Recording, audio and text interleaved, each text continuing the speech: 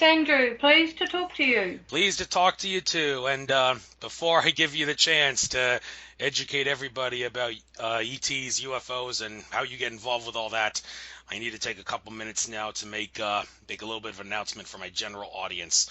For those of you who are expecting to maybe hear a new segment like I usually do at the start of the show with Alex Jones and Company and InfoWars as a source, that apparently won't be happening anymore.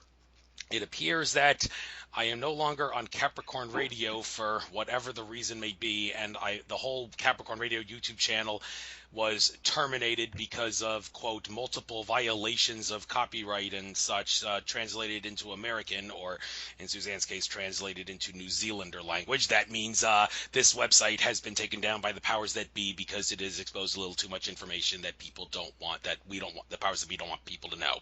So it appears that that channel has been terminated. I cannot live stream this show on YouTube anymore. So it appears that rather than going back to Blog Talk Radio like I had done for the first 3 years of the show, I'm just going to do this show the old-fashioned way. Skype to Skype, record the shows using my Skype to Skype recorder, and then upload the shows to YouTube after that for everybody to see. No more live audience, but hey, that's okay. At least people will be able to listen archived, and if you want to interact with me, you'll just have to do it in the YouTube chat room or the Nature of Reality Facebook group. And I mean, I hope that this is nothing to worry about. I hope this is all much ado about nothing. Maybe Edward James Swagger will turn up. He seems to have disappeared off the face of the earth because a couple of people left comments saying, where is he? We don't know where he is. I hope he's okay. And well, I hope he's okay too. But this show from now on will be done. No new segment at the beginning. It's just going to be Skype to Skype pre-records from now on, which I will upload to YouTube. And my cheap version of Skype recorder is will start recording as soon as I make the call with my guests. So that's when it starts recording. It'll stop recording when we're done. So that's the way Nature of Reality Radio is going to be from now on. No sense in getting on Blog Talk. I'll just make sure I save all my shows to my account in case the powers that be terminate my channel. They won't be able to terminate the show because all my shows will be saved. But now that I've gotten that announcement out of the way, and I'll probably make the same announcement only 2 more times for those people that may miss this show. I got 3 shows in 3 days this week, tomorrow with David Champion, and then day after that with Nick Redfern. But today it is Suzanne Hansen. I first heard about you when I watched a presentation you gave. I believe it was on the UFO New South Wales YouTube channel. Drawing a blank exactly on what that YouTube channel is called, but that was a masterpiece presentation you gave. I also saw you on Alfred Weber, in an Alfred Weber interview back in the day. And haven't read any of your books. Don't know how easy it's going to be to find one of your books here in America, but I'll try to look around.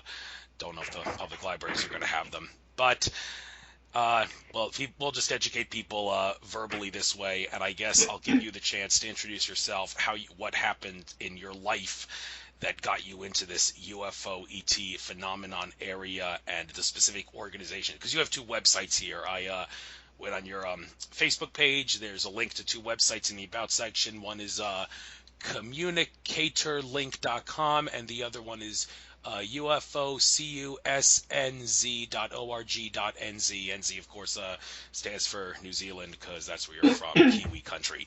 So you got the floor, Suzanne, your life story from an ET UFO perspective, and tell us about these organizations that you work for and are the, I think, the head manager for, as is the case with one of these groups. Okay, well, thanks for your introduction there, Andrew. Yes, I have 2 organisations. One is UFOCUSNZ.org.nz. We're a nationwide research network that investigates and researches New Zealand UFO sightings. So we actually go out and do the groundwork, visit the site of where something may have occurred if it's appropriate. A lot of it is just done over telephone and Skype or email, but in some of the cases it requires us to go out there, take the witness to the place and actually have a look at what happened and where. And I've actually been doing that for 43 years, which is showing my age a little bit, but never mind. It goes back a long way in New Zealand. We have an archive with UFOCUS NZ that goes back to 1908, and one of our researchers in our team has recently found a sighting even prior to that. So we've got a very rich and diverse record of sightings in New Zealand, possibly more so than many larger countries, so we don't know quite why that is. But one of the links that we do make is that New Zealand has a lot of seismic and volcanic activity, and there are invariably UFO sightings around the time of those events. And back in 2010, 11, 12, we had a series of UFO sightings that occurred about 10 days before the big Christchurch earthquakes here in New Zealand. So this is something we keep tabs on. We also have quite a vast archive of pilot and military sightings in New Zealand. That's the other little string to our bow that we like to follow. But for myself, I've also got a website called communicatorlink.com, which is where I support and assist, along with two colleagues, people who've had encounters with aliens, contact with aliens, and as well as that, some other areas of the paranormal, out-of-body experiences, etc. And all of these seem to be interlinked. My own experiences began when I was a child, but of course back in the 50s and 60s, I didn't identify that as such. In New Zealand, we'd had a lot of sightings which we referred to as UFOs, sometimes flying saucers, as they were called in those days. And at the age of 8, I actually had quite a stunning sighting with my family and all of our neighbours of a large orange cylindrical object over a series of hills near our largest city of Auckland. This was reported in a newspaper and cited by thousands of people, so that was my first actual sighting of something that was anomalous and couldn't be explained in conventional terms. However, as a very young child, I had a lot of what people call paranormal experiences, but to me and many other people in the world, they're just normal experiences. And that is, I could see auras, I could talk to spirit people, I could communicate with animals, had the urge to put my hands on people to make them feel better. All of that kind of thing that often goes hand in hand with these kinds of experiences. But frequently at night I would have dreams that were very vivid and very clear. And these dreams involved being with someone that I couldn't clearly see or identify, in a very white space, in white, unusual, strange rooms, such as we didn't have in New Zealand in the 50s and 60s.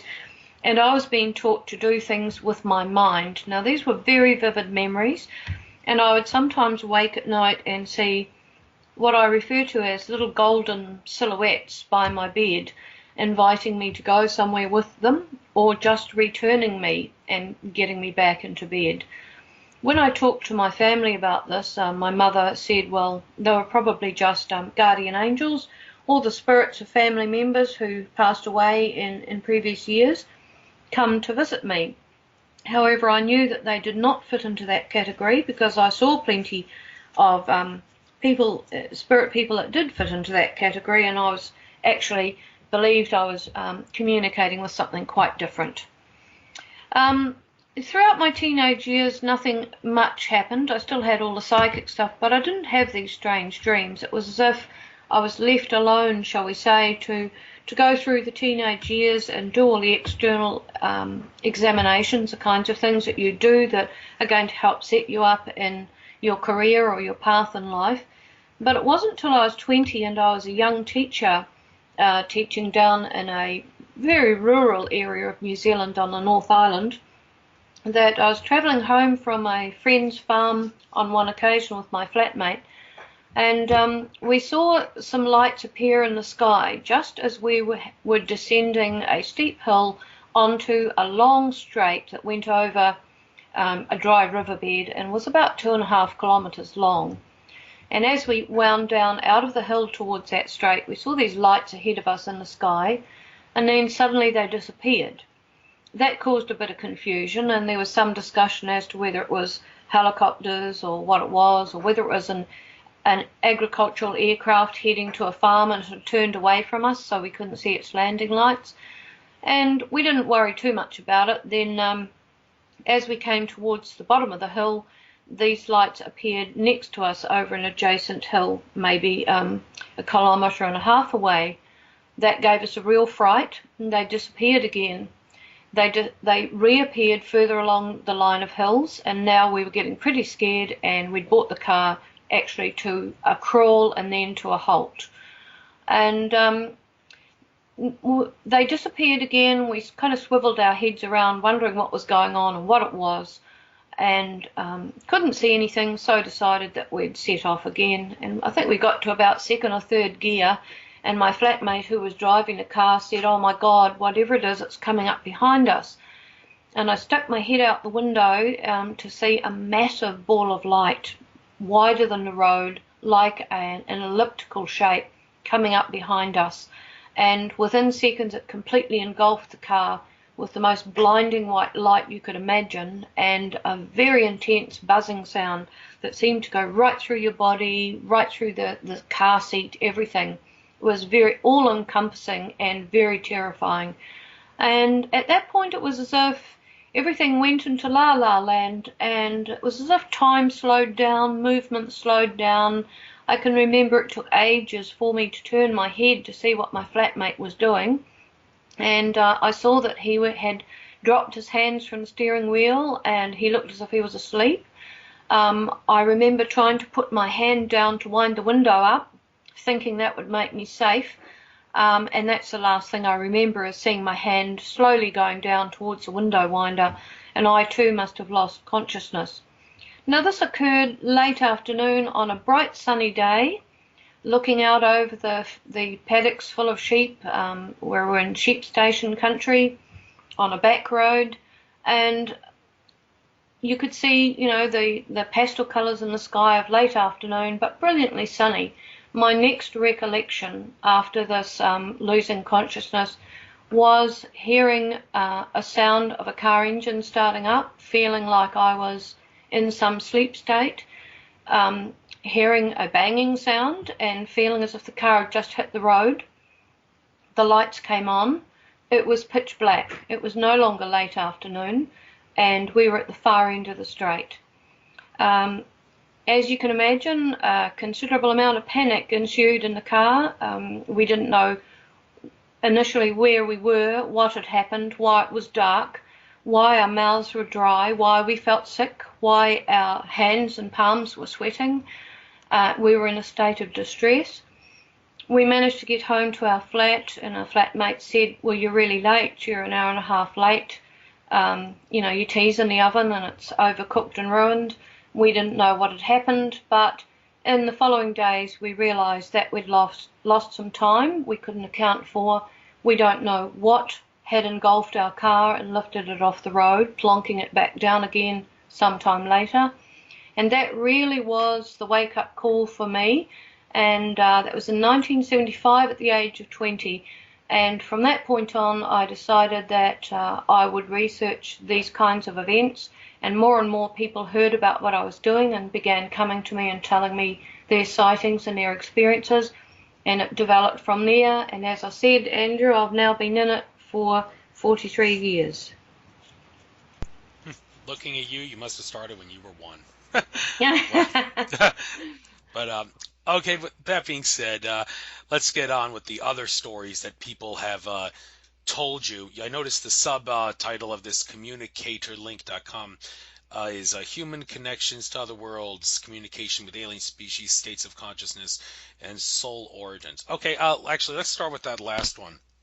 Soul Origins, because it seems like for whatever the reason on some of my recent shows, and also in a lot of YouTube videos I've been watching for synchronistic reasons, it seems that one thing I'm hearing often is what a soul actually is and how it originates, and like how the whole science of it works. Now, my understanding of it is, well, basically other people's understanding that I seem to resonate with, and that is that soul can be classified as the isness of everything, and consciousness, which is defined as the awareness of being aware, emanates from soul.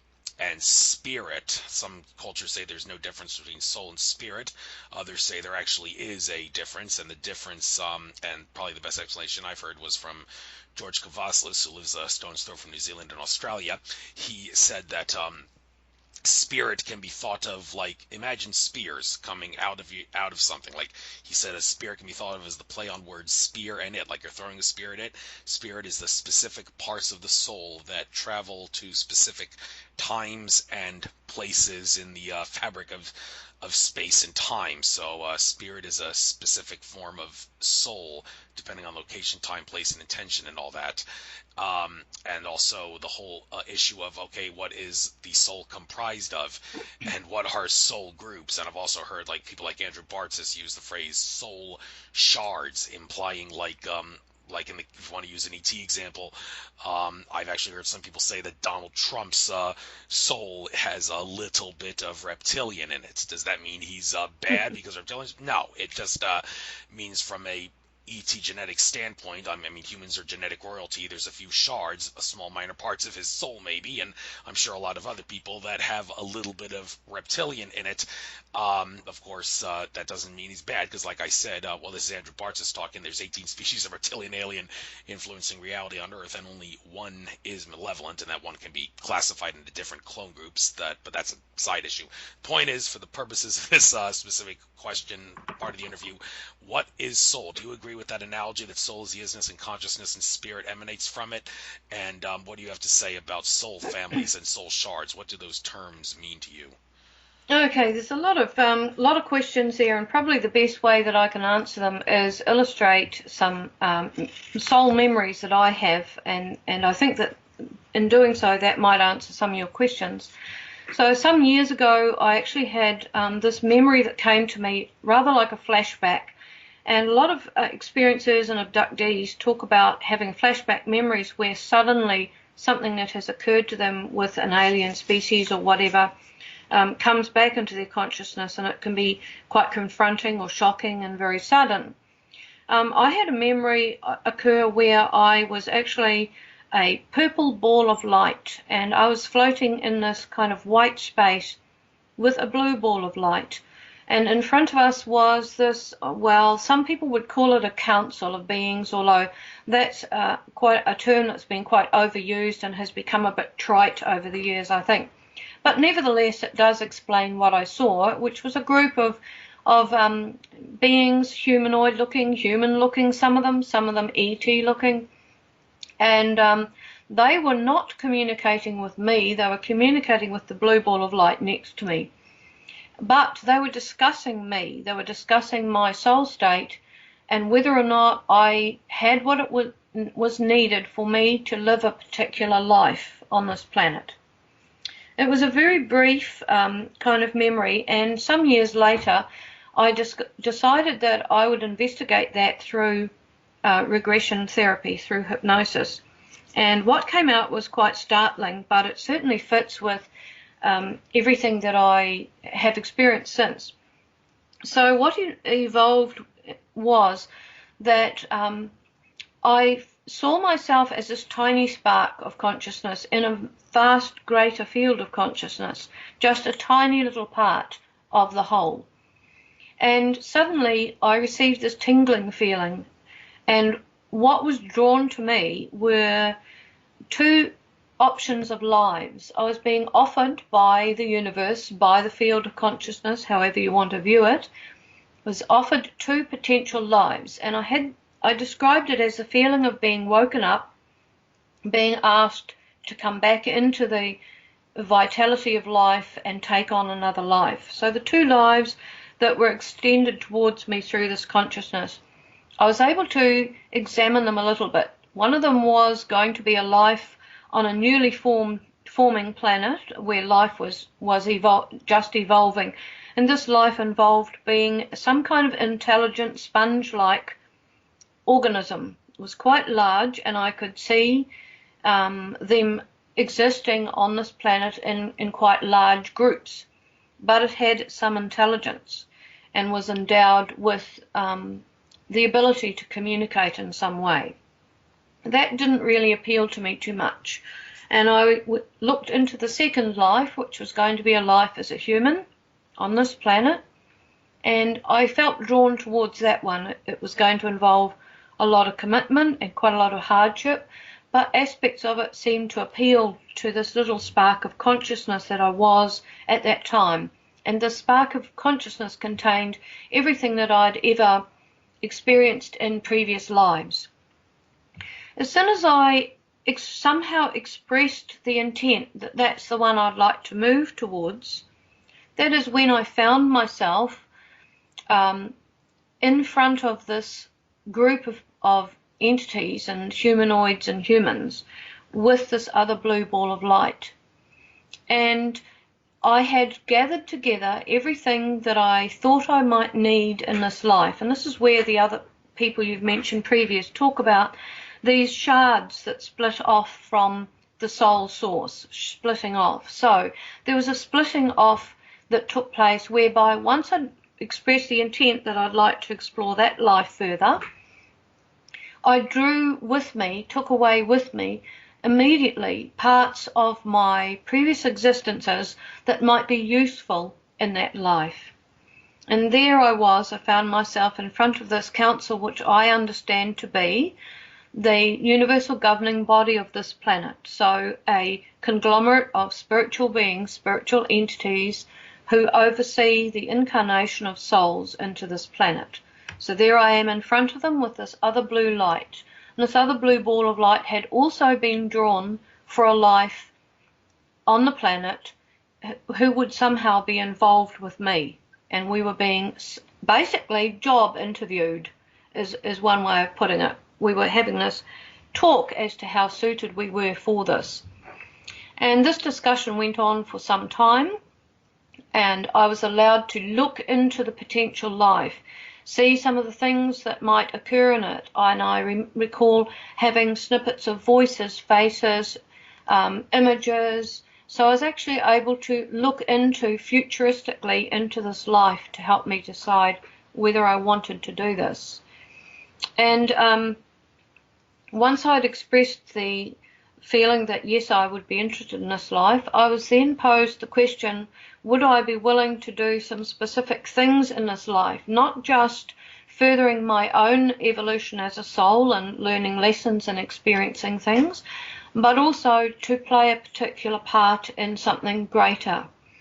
And to do this, I would need to be put in contact with a particular alien species that were assisting our spiritual governing body of our planet to raise our evolution, to bring us out of the retrograde spiritual status that we seem to have, and bring us back into the flow of what is happening around us in the cosmos. And I said yes, that would be fine.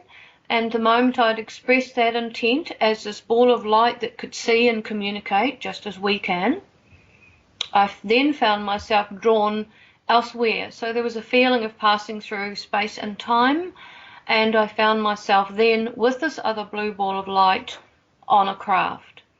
And there were greys present and other species on the craft.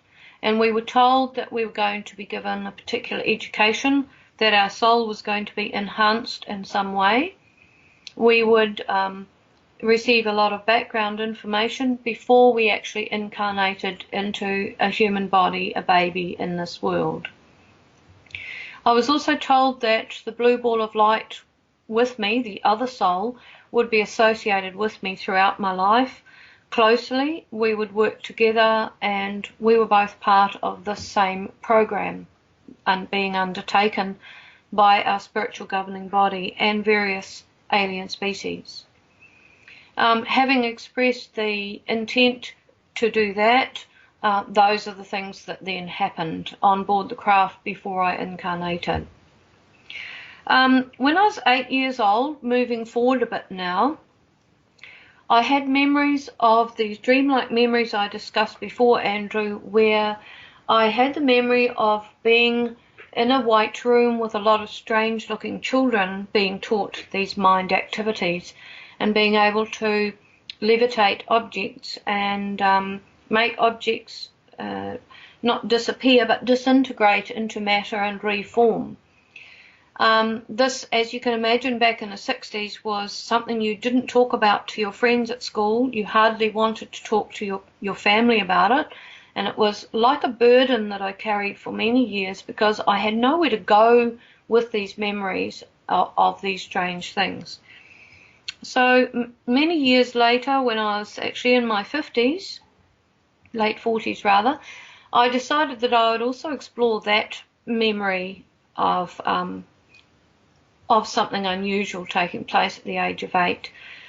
And what came out was that I was taken on board a craft and had been taken on board craft from very early childhood, and being taught to do these things in rooms with other children of mixed species and other human children who'd been taken there. And on this particular occasion, I was asked if I'd like to meet another child by one of the greys, and I said yes, that's okay. So off we went down a corridor, a white corridor, and round some corners to another room which we entered, and it was empty, and I was quite disappointed. And I was told to wait, stand quietly and wait, and someone would arrive soon. And through the door eventually came 2 greys, and floating between them was an intense blue ball of light. And upon seeing that blue ball of light, it must have triggered some deep memory, soul memory from my subconscious, because I became extremely emotional and tearful under hypnosis, saying to the therapist, I know this blue ball of light, but I don't know how. I feel as if I love it, but I don't know why. And the grey with me had to calm me down. I described how I was then informed that this blue ball of light would eventually become my son, that when I was older and I was married, I would have children, and one of the children would be this soul who would incarnate into a child that would be my son. And so I found this very difficult to deal with as an 8-year-old. I was crying and emotional, and at that point the grey gave 3 simultaneous strands of information telepathically into my mind all at once. One was simply stating, this blue ball of light will one day be your son. It is the soul of your future son.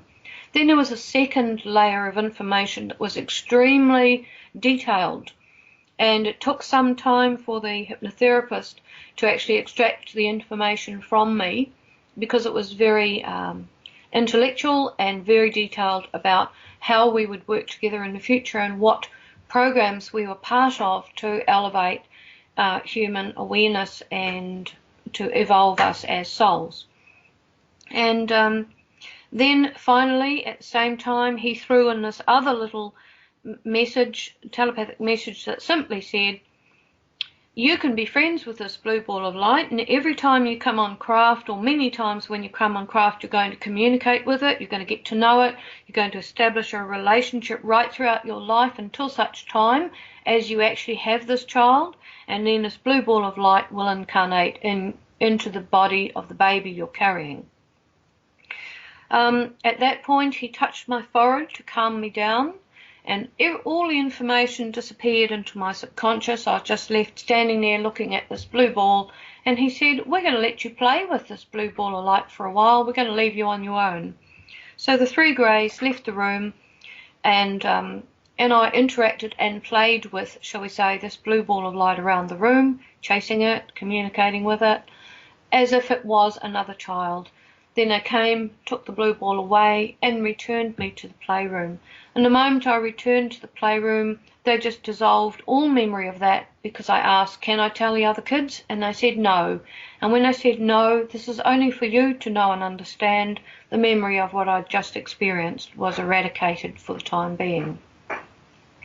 Moving forward again in time, when I was 28, and I was about to have my first child, I was taken on board craft in a very heavily pregnant state. I had been very ill during the pregnancy, and they were concerned about me.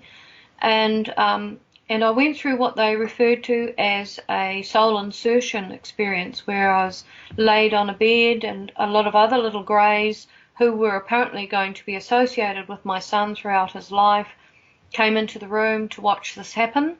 They brought in the blue ball of light, and I became quite emotional again. They slowed my metabolism right down, almost like a yogi, many yogis are able to do, where they're barely breathing, their heart rate drops, etc. Their body becomes cool. That's what they did to my body. They said this would prevent shock. And then the soul entered my body and the body of the baby I was carrying. And I felt at that point as if I had been infused with light. And a couple of months later, my son was born. And then the story goes from there. But I hope that that in some way has answered some of the questions that you've asked. In my understanding, we are initially a soul source, a little spark in a great field of consciousness. We can split off from that and we can enter a life. Sometimes we come to certain agreements with other species or with spiritual guides who are assisting us in our life. We decide on what we might want to learn, what we may wish to do and achieve in that life, and sooner or later we incarnate, and many of us forget much of that until something in life may trigger a memory of something we need to do, or circumstances might arrive in our lives that actually precipitate us into dealing with them in a way where we need to learn something in life. Thank you. And moving on to one specific part of soul, which is consciousness, the awareness of being aware. There's an article here that you put up on the site, The Quantum Hologram and the Nature of Consciousness, by Dr. Edgar D. Mitchell, God bless his soul, and Robert Starretts. Starretts, yes. Interesting thing here, states of consciousness up here in the subtitle of the website. One might think, what do you mean by states? Well, people have heard there's different dimensions and or densities of consciousness. Some say there's a difference between dimension and density. Others say there's no difference. And to complicate even further, people have given different explanations for what the difference, if there is one, is. So I'm not here to debate that. But what I do want to talk about with this whole states of consciousness issue is one thing that has driven a lot of people nuts over the past couple decades, and it's probably going to drive people nuts by the time January 1st, 2018 comes around, is this whole phenomenon of a lot of people that have been in the consciousness field, and a lot of ET contacts, as a matter of fact, including Ray Kusalandich, who said some things about 2017. Basically, what I'm saying here is people have said that our state of consciousness will cause us to that dreaded A word, ascension. Different explanations of what that word means. Some say it's a bad term because you're not really ascending, you're just moving higher to a point of infinite consciousness. But the issue is, how would our states of consciousness change? We've heard all kinds of stuff which turned out to be bullcrap baloney about how by this date in this future time we will transform into crystalline bodies. We won't need to eat to survive. We won't have to have sex to reproduce, and life will be more luxurious. We'll be free of fear and all that. And well, those such transformations didn't happen. And Ray Kusalandich even said that 2017 will see, basically, in a nutshell, everything that Andromeda Council contactee Tolik said happened in January 2014, but didn't happen, is going to happen in 2017. And, well, I got a bad feeling Ray may have egg in his face when January 1st, 2018 comes around, and we're still in these carbon-based bodies. But other people have given a different explanation of states of consciousness, and it has nothing to do with transforming into more crystalline bodies and more light and all that. It just means that we're more of a service to others instead of a service to self mentality, and we'll be able to utilize things like the law of attraction in more beneficial ways. But again, nothing to do with transformation. And so I guess the question I want to ask you is, do you have any opinions generally on all this? By this so-and-so date we will transform, and that not happening? And do you think of a state of consciousness as more of like a behavior service to self, service to others thing, or do you really think of it being like a crystalline body kind of thing? Well, I agree with you entirely, Andrew, that I think it's somewhat foolish to set a date and say this is going to happen by it, because we're all totally different. We all have our own soul state. We all have our own state of consciousness, and we are all going to move at different rates. So therefore, I hear this much bandied around word ascension, and I don't take too much notice of it because so many people have different definitions for it that it just muddies the waters. I can, however, give you an example of what the grey species said to me on one occasion when I was on board craft. They were actually talking about a period of time where there would be increased earth changes happening, and very traumatic earth changes. I think we're in that period now. I don't know how far into that period we are, but certainly in recent years we've seen an increase in the severity of our weather and how it affects us in our lives dramatically, with thousands and thousands of people losing their lives.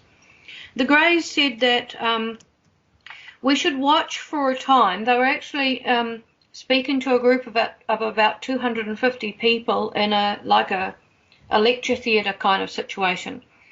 And they said that we should watch for times when people got to the point where they did not know where to go, spiritually, physically, geographically, in their societies, in their families, etc. There would be chaos on many levels, and people would be wandering, basically searching for a home. And certainly we can see that happening now with so many refugee and groups on the move worldwide. And I saw that in 2015 when I was lecturing in Europe and the UK, and saw the immigrants coming up through Europe en masse, and that was quite a traumatic thing to see, people on the move in that those kinds of numbers. So the Greys said it's rather like they gave us the analogy of something we would understand, and that is a train journey. They said, okay, so you're going on a train journey, you're going to get on at one point, at one station, and you're going to get off at the destination, wherever that may be. But the time that the train gets there, if you look at the train as being our evolution, the time that the train gets there is going to depend on what might happen along the way. So you may have, the train may break down, there may be a slip over the train track, there could be certain people come on and off the train that create certain events or conditions, etc. You get the idea. So what happens within the train journey and how much happens and how we deal with it is going to dictate how quickly we reach the destination of this evolution, to a point where, as you so rightly said, we change from a self-service mentality to a service to others mentality. And I believe that only when we reach that mentality will we actually be ready to communicate as a global civilization with entities and species from other planets or other dimensions. Because at the moment we're too warlike, we're too divided, and we're in chaos. And until we rectify that, things aren't going to change in a hurry.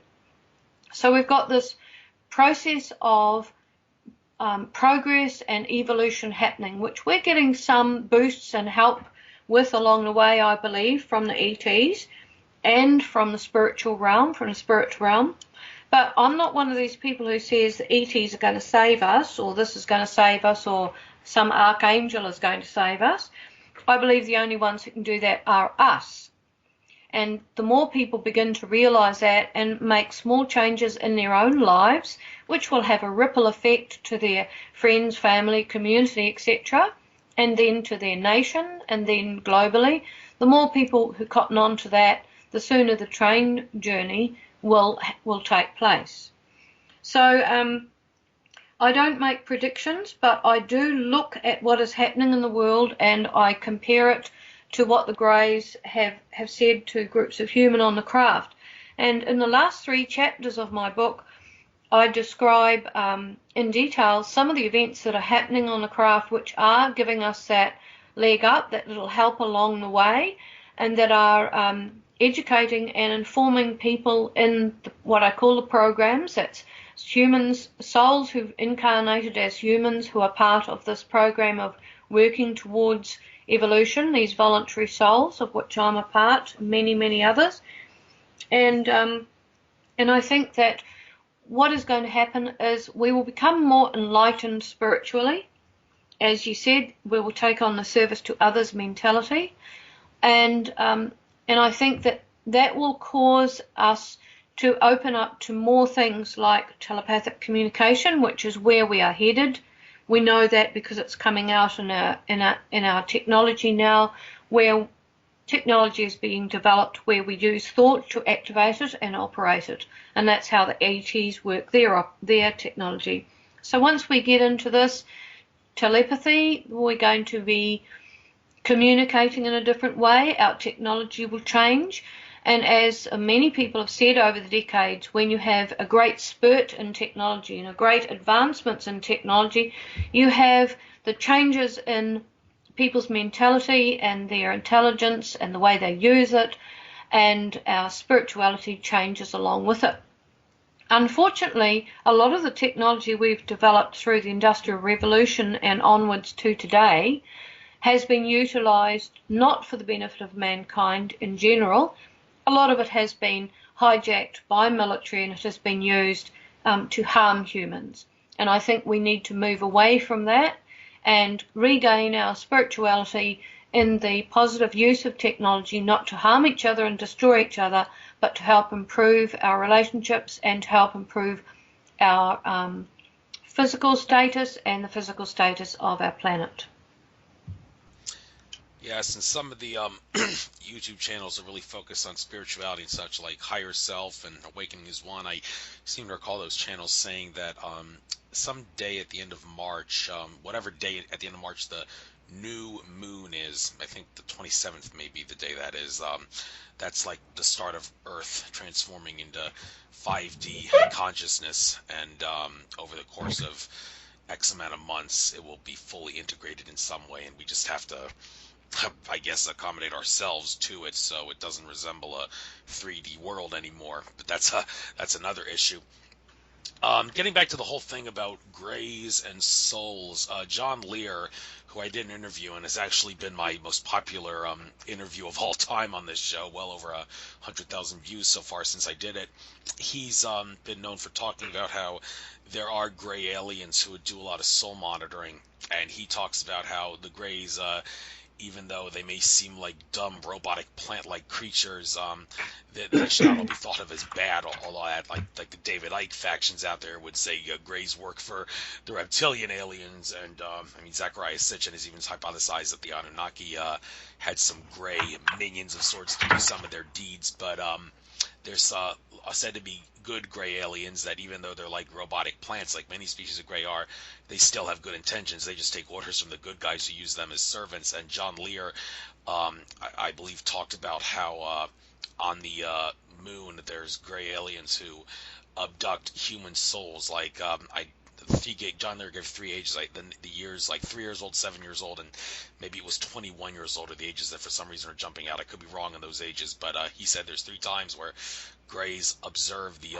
souls of humanity to make sure that everything is going smoothly and all that before they put the soul back in the body that they quote-unquote abducted it from. Do you think John Lear is right that there's good gray aliens who are watching over our souls that have bases on the moon, and does this tie in with some of the stuff you've researched? Well, there's a lot being said out there at the moment, Andrew, about the soul, and there's a lot of fear factor stuff being said about negative things about the Greys, who seem to be being lumped together under one title, the Greys. And there's a lot of people saying, oh, they're abducting our souls, and I was reading on the internet someone saying that they're keeping souls imprisoned on a base on the other side of the moon and all sorts of things. I'd just like to say that it's quite clear to me that if some people are talking about negative souls, and I have heard many abductees, negative Greys rather, and I've heard many abductees do that, then they must be a very different species of Grey to that I have had contact with, and many other experiencers have had contact with, because those contacts have actually been positive, transformative and healing, and have a purpose. So, you know, I think there's some things we can take with a grain of salt, and others there may be some truth in it. But from my own perspective, I've had only good contact with the Greys. I hear a lot of people saying, oh, they've got no emotions. Well, certainly the ones that I've had contact with have emotions, very deep emotions. I've experienced extreme love and, you know, senses of humour. There's a lot of experiencers will talk about occasions when they've shared, senses of humour and humorous situations with the greys. I have never seen them as being clone-like. I'm not saying that the greys or other species haven't developed clones of themselves to carry out certain tasks, but I do hear people say that the little greys, the short greys, are basically the drones or the workers, and the tall greys make all the decisions. But that's certainly not what I have found. I found the taller and the shorter greys working together in chain of command. They have different tasks. They're allotted to different commitments to task, and I certainly haven't found that the short greys are clone-like. I think a lot of people who have contact and who see that contact as negative may also have been in such a fearful state that they are not able to tap into the telepathy that's happening at the time. And of course they have a rather bland face. They have large dark eyes in general, although I have seen greys with bright china blue eyes. But they don't express themselves as we do through body language. We have a verbal language, spoken language, and we enhance that spoken language through body language. They don't do that. They don't use the facial expressions to express nuances in language as we do. We can say some words very benignly, but the expression on our face can convey exactly how we want those words to be interpreted. But the greys don't do that. They are quite expressionless. They don't have a verbal language as such, although they do verbalize sometimes, sounds, etc. But they operate telepathically. And if you're in a state of fear, you're going to close yourself off from that telepathic communication, and it is going to seem to you that the greys you're confronted with are clone-like, emotionless and non-communicative, when in fact there may be a great deal of communication being attempted with you that you're simply not picking up. And a lot of people who take a part in hypnosis to look at particular experiences they thought were negative find that they were actually a positive experience. It was just that their fear was holding them back from actually experiencing that incident in the full realm of its facets. Thank you. A lot of confusion about the greys and their intentions. No doubt there's good ones too. Reiku Solanich, even though I doubt that what he said about 2017 may be for real. He had some interesting things to say about some ET groups that he communicates with, including a very intelligent group of greys, I believe are called Serpo greys. But I'd just like to add something in there, Andrew, if I might. In one of the final chapters in my book called Thought Seeds and Soul Lights, I was taken on board craft with a number of other humans, and then large groups of humans were brought into a lecture theatre where we lectured to the humans. And some of those humans in a couple of the lectures came as in their physical body. At other times they came in their soul state. So I recalled walking into a lecture room that was full of balls of light of different colours, and I was told that they were the souls of people who'd left their body at night to come on board the craft, and they were being offered by the greys through the humans that were talking to them. They were being offered the opportunity. It was seen that because of certain earth changes that were going to take place, and we've had a lot of destructive earth changes in recent years that have taken out a lot of people, and it was seen that they would lose their lives in those events. They'd been brought on board the craft, and they were being offered the opportunity when they passed over from that event to either go back to the field of consciousness and await another life, or they were being offered the opportunity to go to the greys back on board the craft, where they would be prepared and educated and informed and basically spiritually upgraded a little bit, ready to go straight back into another life on our earth after certain changes have taken place, to lift that spirituality another notch or two. So we have these preparations that seem to be going on in these other dimensions of spirit, and where it all becomes one, where alien entities and spirits are all on one communication base. And there are preparations obviously being made to assist us so that in the future children being born will be arriving with even more awareness, even more spiritual aptitude, and the intent to make the world a better place. Maybe we'll get into some of that indigo child stuff later on in the interview, but I want to mention a couple of things here that I noticed regarding Dr. Rudy Child articles in the recent news thing. Second one here discusses the potential impact the disclosure of an alien presence might have on our civilization. Now, this is something I've had a field day with on this show because, well, first of all, a lot of people say, don't worry about ET showing themselves. Everything will be cool and calm. Reiku Solanich did say that when he said his ET contacts say 2017 will be the year that we show ourselves to the world. Well, how are they going to show themselves to the world? I mean, if they show up in big motherships like an Independence Day, a lot of people would assert that they're basically asking for all hell to break loose because it's going to be Orson Welles' War of the Worlds radio broadcast all over again with chaos in the streets and people committing suicide and all that, thinking there's an invasion, even though it's good ETs that might be disclosing themselves. And I also bring this up because my last show with Ryan Griffin, first ever radio show he ever did, he talked about how he listened to Bashar, ET contacting Bashar recently, mentioned that there wasn't an alternate timeline. JFK was not assassinated by the powers that be, and he did succeed in releasing UFO information, but it was actually very detrimental to society because they couldn't handle the truth. And that seems to resonate with what I read in email that Andrew Bartzis, the Akashic Records reader, sent. He titled the article "The Future" with a question mark after the word "future," and he said something in that article about how in an alternate timeline back in the year 2004, there was a timeline incursion, he quoted it, where in that timeline incursion, the ET presence and the UFO presence was disclosed as part of one of the major events of the incursion. The mainstream media did in fact finally expose the truth, so it wasn't just alternate researchers doing YouTube videos and such. It was the mainstream media. The ET showed themselves, and he said it didn't work out too well because people stopped living their lives.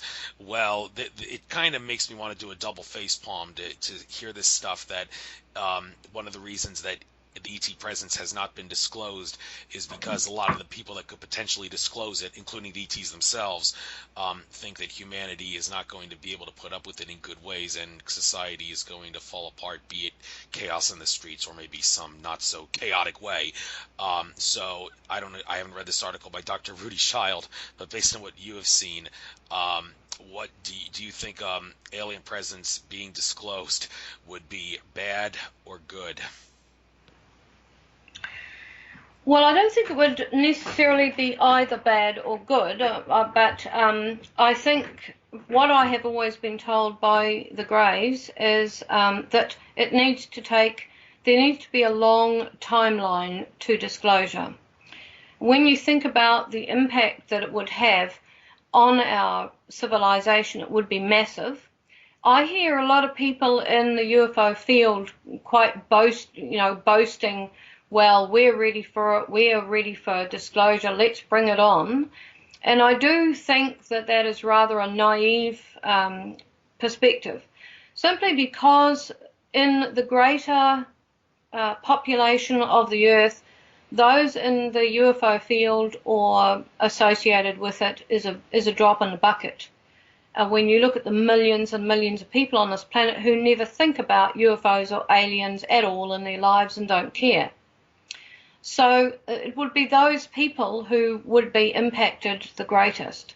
And until such time as we can slowly familiarize the planet with the changes that would need to take place, it's a slow timeline to disclosure. There's a lot of people saying, oh, it's going to happen this year, it's going to happen on a certain date, and etc. And as you have pointed out previously, Andrew, those dates have come and gone and it hasn't happened. But on one occasion on the craft, I was amongst about 250 people at a lecture, and we were being told about this long timeline to disclosure and why it needed to be like that. Now, that was back in the 80s. And the group that was being lectured to, at the end of this talk by not only a grey, but by a human in navy overalls. That's an interesting little factor that turns up a lot in my memories of experiences, is that there are humans in a chain of command. So there are groups working with the ETs already on these issues. And a lot of the whistleblowers talk about that. And we were told that we're told certain things, and then at the end of the lecture, what happened was some of the humans telepathically began asking questions and demanding, well, why can't it happen now? Why can't it happen now? And it was as if they hadn't listened to anything they'd just been told. And at that point, the grey up the front telepathically excluded them. So, in telepathy, as I've learnt with these guys, you can actually switch off some people so they don't get the message and the others do. And those in the room who were had listened and understood what the greys and this human up the front was saying were continued to be talked to. The rest, we were told, would be shifted into some other part of the program where they would be useful, but they were no longer viable or useful to be included in this timeline to disclosure aspect of contact, because they couldn't be trusted to actually carry out their tasks. So I look at what's happening worldwide, and there's a lot of people making some very bold claims about disclosure. And I think, Andrew, that it's more to do with when the ETs see it as the right time, when they see that we are ready for it, when they see that they are in a position, would be in a position of safety, where they would be welcomed or met or talked to and not fired upon, so to speak. I think that disclosure tomorrow, if it happened, would be necessary over quite a short period of time. If they showed up with all their amazing technology that would blow your mind, it would be necessary to change every single structure we have on the planet. So our medical resources would change and our technology, as would our education. Every field you can think of would have to go through this massive escalation and change. There would have to be massive programs in place ready to implement for such an event. So I think that this long timeline of humans being familiarized, technology being introduced, slowly getting us prepared and moving us to a more spiritual state where we are less service to self and more service to others, where we're well along that timeline as well, is more likely to be a time when disclosure may occur. Now, I was involved in getting the New Zealand Ministry of Defence files, UFO files, released. I lobbied the Chief of Defence at the time for 2 years to have those files released. They finally decided it would be a good idea. From our understanding, they didn't release the total files. There will still be some intelligence files because we have cases in our archive that were not in the released files. However, the thing is, disclosure is taking place all the time. Every time someone has a sighting or has an experience that they talk about, that's disclosure. And the military, etc., the governments are not likely to release a whole lot of really in-depth stuff that's going to upset the apple cart and blow people's minds overnight, because as you pointed out, there'll be chaos, there'll be a million questions, there'll be a million people who will be attacked for not releasing certain things sooner. It's going to be a very involved, complex and quite dangerous situation. So things are being released piecemeal, and people are acclimatizing to that, and I think that that's probably the best way to go. I think the landing on the White House lawn tomorrow kind of idea is the wrong way to go about it. Well, if that's what you believe, fair enough, you're entitled to your opinion. All right, one more thing about Dr. Rudy Schaub's articles here. Is it possible to create artificial intelligence. I did a couple of shows on this in the not too distant past. I really wanted to talk about artificial intelligence because I hadn't talked about it as much as I wanted to, and I've heard some people assert that it is the biggest obstacle that stands in the way of humanity's dreaded A word again, ascension to higher consciousness. There's a big artificial intelligence presence. Now, this article is based on creating artificial intelligence, but I'm wondering, okay, why in the world would you want to create artificial intelligence if the only thing artificial intelligence is good for is holding back human consciousness? I mean, why would you want to? Is it really in our consciousness's best interest to replace humanity with machines? I mean, some would say yes. I mean, if you want to transition into a society that uses no money, you got to get rid of all the jobs. But you got to replace humans with robots to do that. And, I mean, yeah, it may be a little problematic at first, but hey, like I said, if you want to transition into a society that uses no money, and I think I should point out, since it's appropriate for the context of the show, Alex Collier, ET contactee, has often said Earth is the only planet in the Milky Way that doesn't that uses money.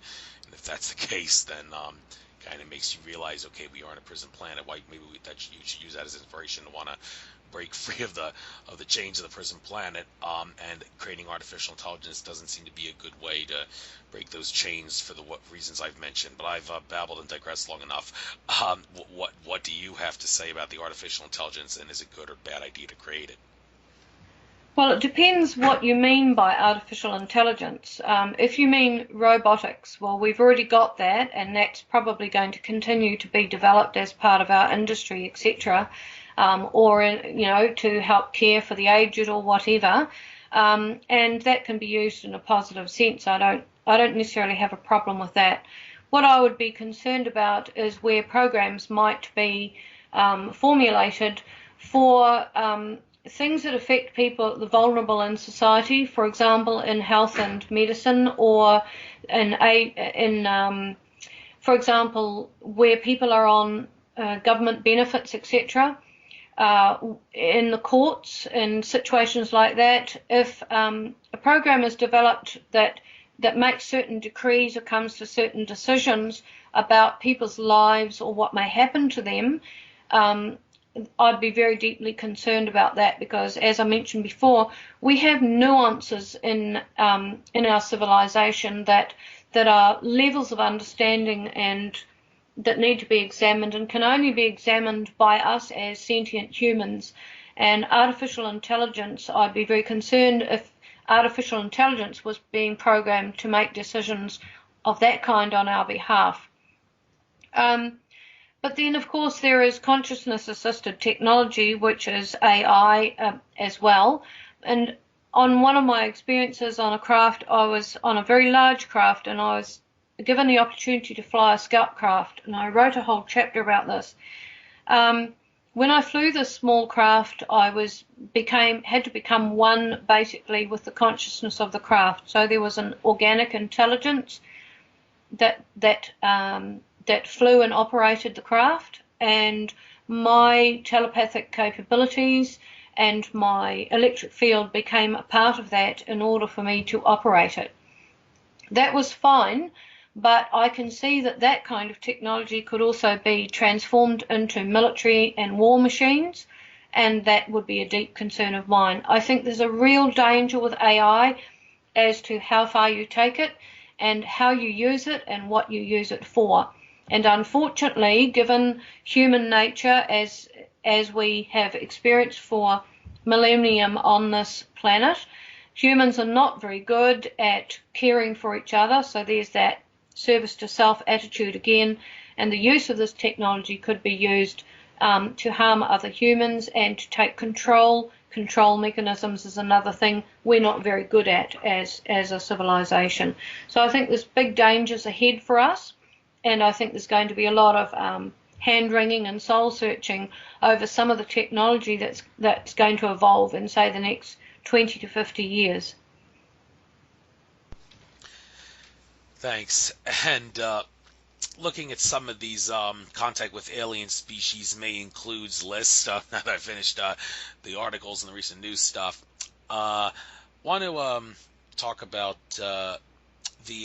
once they get abducted and the on the craft, they often don't remember what happened to them unless they have some sort of a hypnotic session where they can recall the experience. But I mean, a lot of people would hear that and say, well, I don't want to have to go to a hypnotist to remember my contact experience. I want to be able to recall them at will. I'm infinite consciousness. I should be able to recall these experiences if I wanted to without having to see a hypnotist. And is it like maybe the ETs do some hypothesize maybe they do have like that flashing light thing that the Men in Black use in the movies to wipe out the memories of people that have close encounters. And if that is the case, and people would love to be able to beat that so they don't have to see a hypnotist to recall the experience. So based on what you have heard, could you perhaps explain the science behind how the ETs keep people from remembering the abductions? Because that may hold the key to how we can remember the abductions without having to see hypnotists to do it. Well, I don't think everybody who has contact experiences, I don't call mine abductions, they were contact experiences. I don't think everybody has to go to a hypnotherapist in order to recall them. Many, many people have conscious memories of their contacts. I have very extensive conscious memories of my contacts. Sometimes I have recalled the entire event the next day. Sometimes it's been the beginning of the end or the piece in the middle, snippets of it. And when I chose to do hypnosis on those experiences, I was wanting to fill in the gaps to see what had happened. It took me about 20 years, actually, Andrew, to make the decision to have hypnosis. Up until then, I was happy with the extent of my conscious memories. It made sense to me, although there was still a lot missing. It had allayed my fears, having those conscious memories. But there was a lot of controversy around hypnosis at the time, and so I decided to wait, and I waited quite a long time before I decided to uniformly investigate a lot of those experiences to put into a book. And some of the experiences, there was virtually nothing added to the experience through hypnosis because my recollection was quite accurate. But in other experiences, there was quite a lot of information that was inserted here and there where I didn't have recollection of that part of the experience. I think that there's an unfolding taking place with a lot of people who've had contact experiences, and that is there's this issue of timing that I talk about a lot. And I know other experiencers like Sherry Wild also talk about this issue of timing, and how it is important that certain things emerge at certain times in our life when they're going to make the most sense, when they're going to have the most impact. And often you'll find people have recollection of experiences at a time in their life when something has triggered it, and it actually takes them on a path in life that they maybe wouldn't have gone on otherwise. Now, I work with people all the time who have experiences and are beginning to have recollection of them. They go through a wide range of emotions and attitudes towards it, and it's a simple matter of being there for them, listening to them objectively, and enabling them to have someone to bounce those details off, in particular someone who's had the experiences themselves and also has a wide understanding of what happens in a contact experience.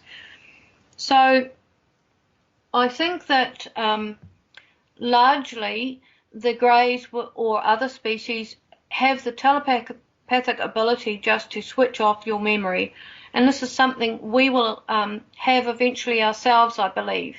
I've recently been researching the work of Dr. Jack Gallant, who is a neuroscientist in the States, who is doing a lot of research into mind mapping and how the brain functions and how it records certain things. And this is moving into the realm of telepathy and being able to interpret certain things telepathically and being able to convey that then onto a computer through a particular program. So I think that in the future, as we become a more telepathic society, we will better understand how these species are actually able to switch a person off so that they don't recall things. And I recall an incident where I was about to be taken up a beam of light and onto a craft from my home with one of my sons, and I was standing in the hallway. At the time, my husband was away, so there was just me with the two boys, and I was put into an altered state, so like a relaxed state to be transferred. It's easier to transfer humans that way. And I suddenly realized, I slipped out of that state and realized that one of my sons would be in the house on his own. And I began an telepathic interaction with the three greys there, saying, well, I'm not going. I'm not leaving my son on my own. I'm happy to go with you if someone's here, but there's no one here. There won't be anyone left. And they made the agreement with me that one of them would remain and they would ensure that my son did not wake. So using telepathic capacity, they would ensure that he didn't wake and see them there, that he wouldn't wake and find mum wasn't there, etc. When I recalled this incident the next day, I was quite shocked that as a very careful and loving mother, I'd actually been happy to go off and leave my son there in the care of a grey in my home. But at the time, it made complete sense to me and I was perfectly relaxed with that. But it's interesting that the three greys turned to each other and a telepathic interaction took place between them, in which I picked up, in which they said, she is aware, she can hear us, it's time for her to remember more now. So they saw a progression whereby I had slipped out of the state and I had taken control of the situation and I had conversed with them telepathically on an equal footing. And they saw this as a good thing. They saw this, okay, this human is ready for us, we can move her to the next level now. We can let her remember a bit more and allow her to assimilate that, become comfortable with it, understand it before we move her to the next one. And from that point on, that was in the early 90s, I began to remember more and more and more from my experiences. So this is an unfolding thing that is happening. It's a part of our evolution, and some people will not remember things until a time when it is right. This whole timing issue that I talk about in my speeches. Yes, and speaking of time, I see another thing. Contact with alien species may include a teleportation, time travel, missing time, levitation, such. Now, try to kill some multiple birds with one stone here. These abilities that to have like telepathy and downloads of information, also walking through solid walls or doors. I've heard there's like crystal children in China of all countries. Why does it seem to be China that has all these children with all these special abilities, like walking through walls and doors? And how do they do it? Well, the simple answer to how do they do it is everything in reality is an illusion, because space and time are illusions. It all depends on what our consciousness allows to experience. However, there seems to be some sort of a debate over the extent to which the collective consciousness can cause individuals to either perceive or not perceive something.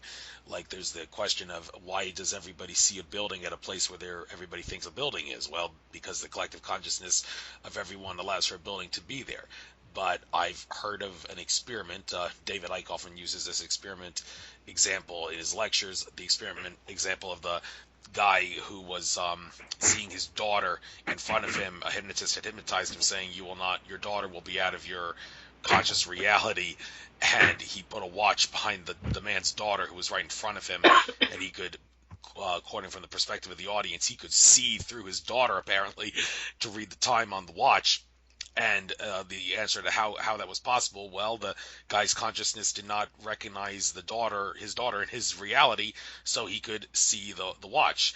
But a lot of people would see an experiment like that and think, okay, well, wouldn't the collective consciousness of all the people that could see the girl there override the consciousness of that man who was hypnotized? Well, apparently not. Not in that example. Well, that raises a whole new can of worms as to the power of collective versus individual consciousness, and how do these ETs, on a somewhat related note, how do they manipulate the illusion of time? I mean, saying time is an illusion so it can be manipulated is one thing, but trying exactly how to manipulate it and how to travel into the future and past, now that's a whole new other can of worms that people don't seem to understand. And also, I babbled a lot, I know, but some have talked about whether you can or cannot try to enhance your own abilities. Will it make a difference or not? I mean, I've tried metaphysical experiments where, like, try to put my left hand, which is the receptive hand, above a card that's face down. It said that you can actually feel the difference between red and black because they emanate different heat energies, and you could tell like what the kind of heat is, and what the suit on the card is, and how many of the suit, and also like telepathy experiments where you like sit back to back with someone, hold 5 different identical objects in the experiment, and you ask the person to pick one, and you try to see which one it is they're holding. Some people assert if you practice that experiment a lot, you will eventually improve your abilities. And also telekinesis, moving things with your hands, that's like the hardest thing of them all, but some say just keep practicing, eventually you'll become better at it. Well, I've for many years tried to move a teeny tiny little itsy bitsy piece of paper using telekinesis, using the methods that they preach, and I haven't been able to move the paper, even though I acknowledge it must be possible because I'm infinite consciousness. I mean, we live in a dense reality, but hey, well, I mean, do I really have to practice to get better, or is it kind of I can practice till the day I die, and I'm not gonna be able to move it for whatever the reason? Okay, I've babbled long enough. How do you make sense of these things, the debate between collective versus individual, and how to manipulate time, and can you enhance your metaphysical abilities with practice? What do you say? Well, I think anybody can enhance their metaphysical abilities over time.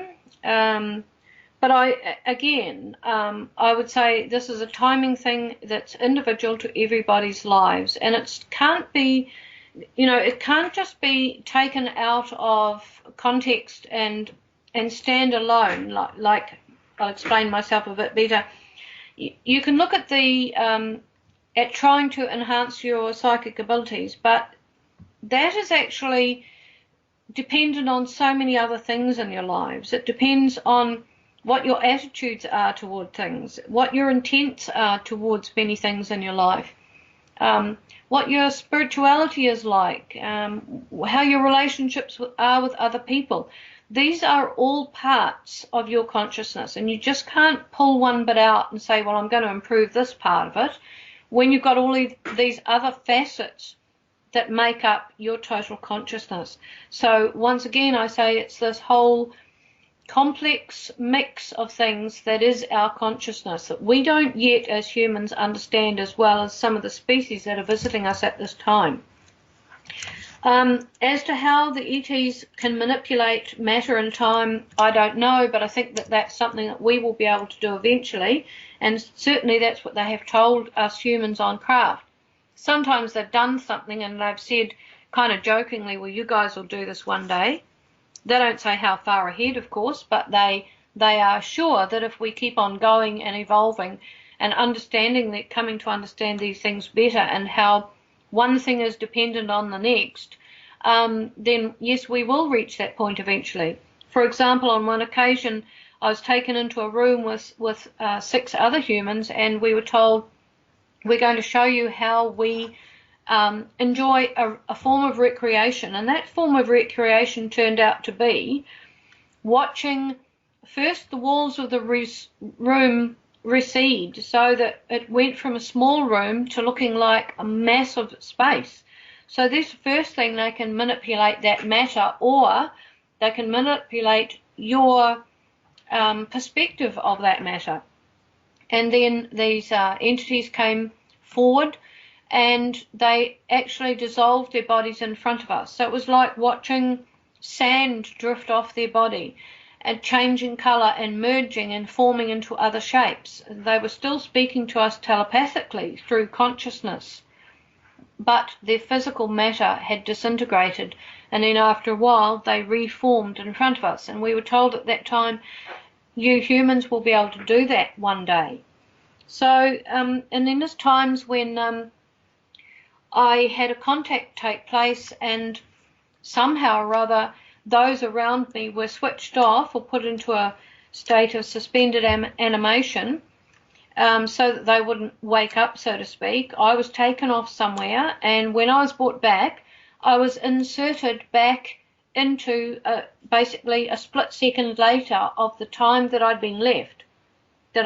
So although I was away with the ETs for maybe an hour or so, I was returned within a second after I was taken.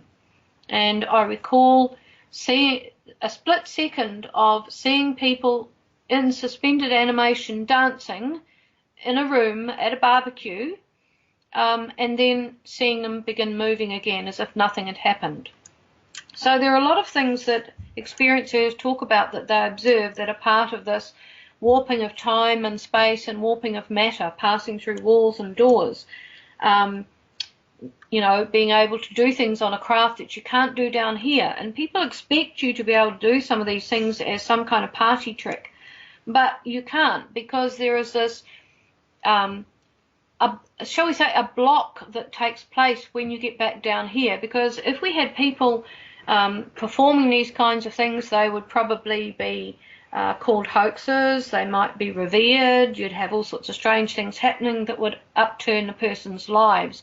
So in order to protect people, the ETs will remove your memory of how to do it.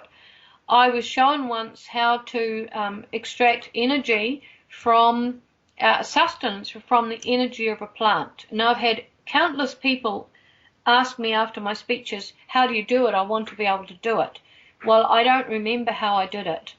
I was shown at the time that memory's been removed, so there's some preparation taking place on board craft that isn't being activated in action down here yet. There's a preparatory stage happening that is going to move society forward eventually.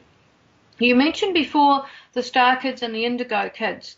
I talk about the 3 waves of humans, of souls incarnating on the planet. And I was first talking about this in 2006 and 2007, long before another researcher came out with a book by the same name. And I was told that the Star Kids, Indigo Kids, etc. are but a very small part of the larger programs that are being run to enhance our evolution. And a lot of the children being born today belong to what I call the 3rd wave of incarnating souls.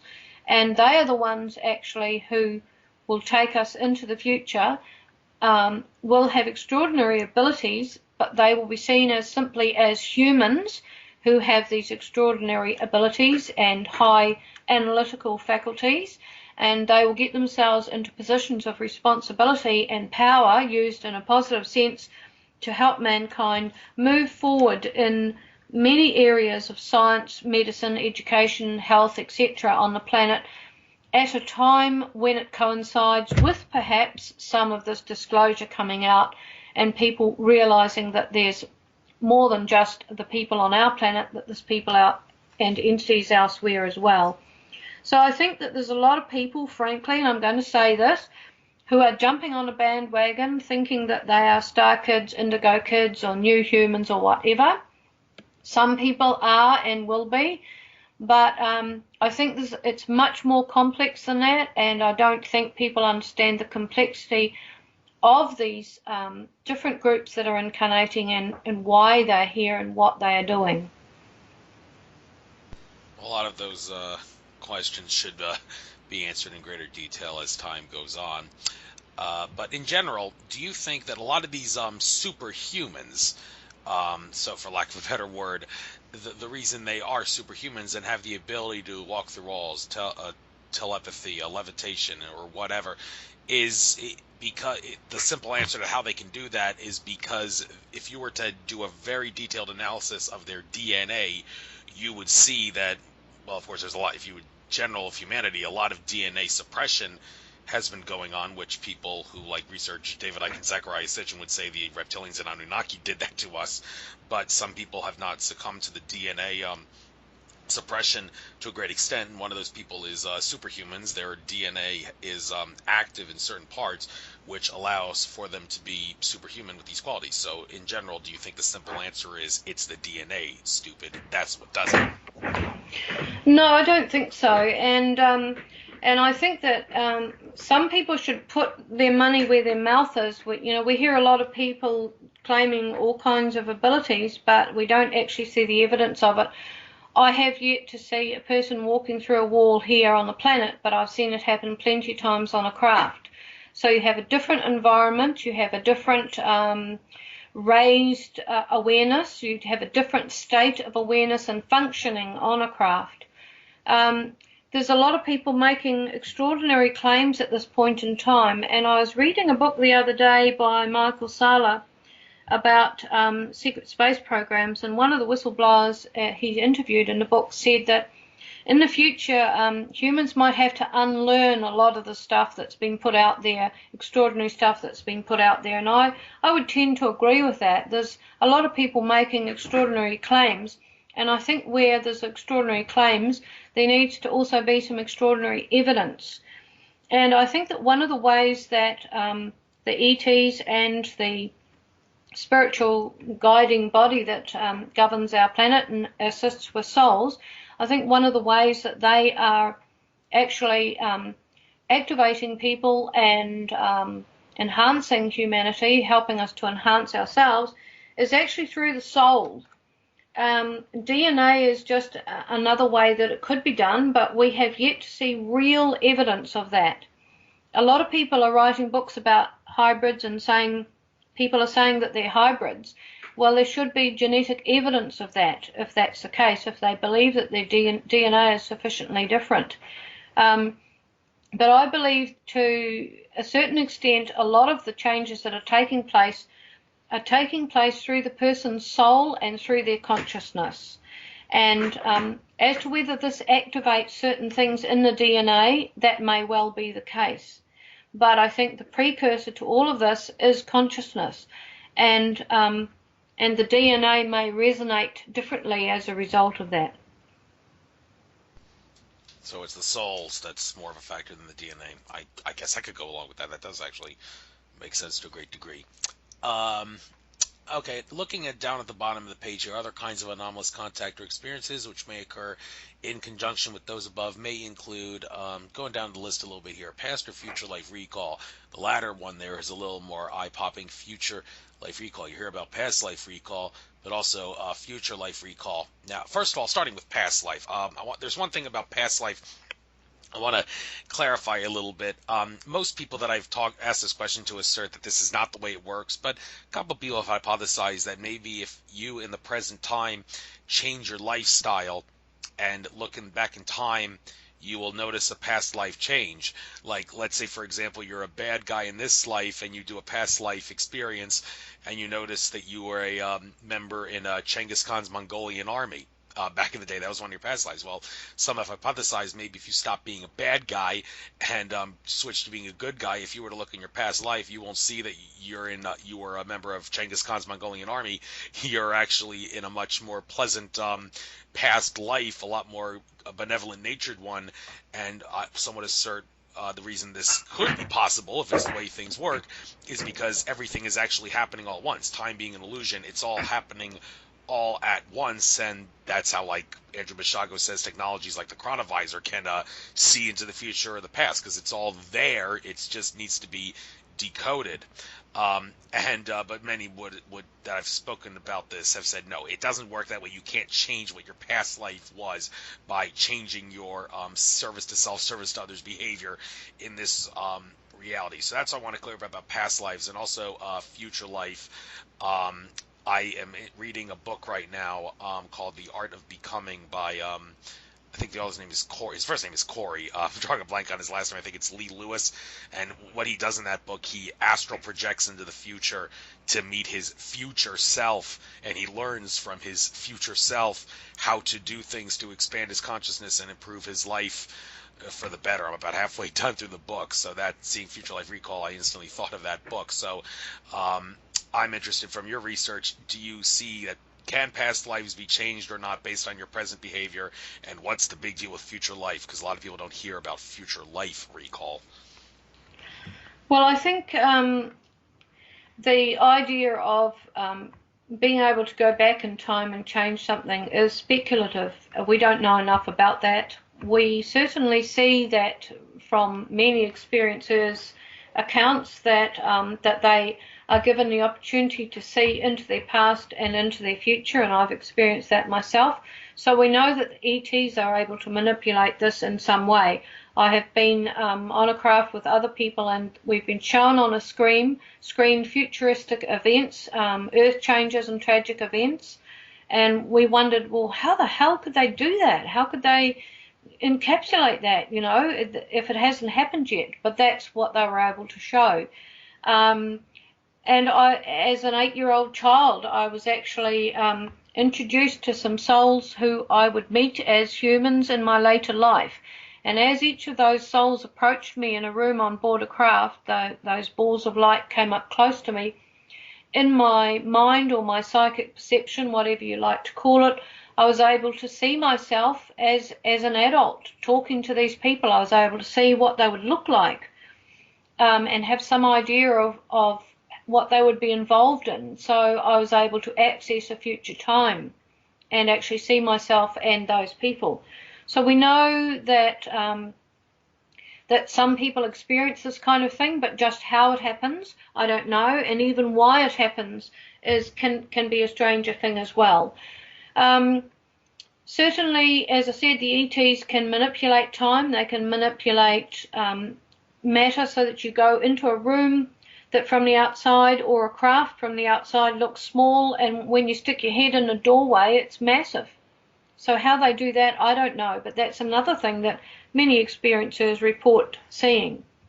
So, yeah, I've actually forgotten your question now, Andrew.